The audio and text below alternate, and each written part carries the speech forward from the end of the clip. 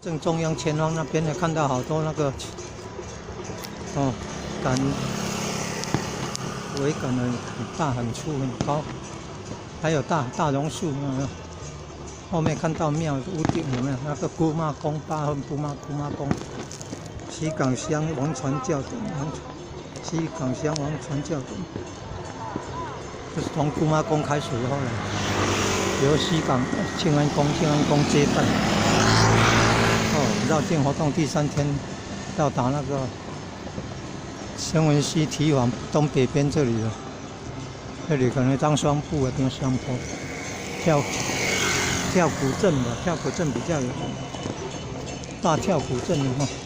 再往前就是那个慈圣宫下面创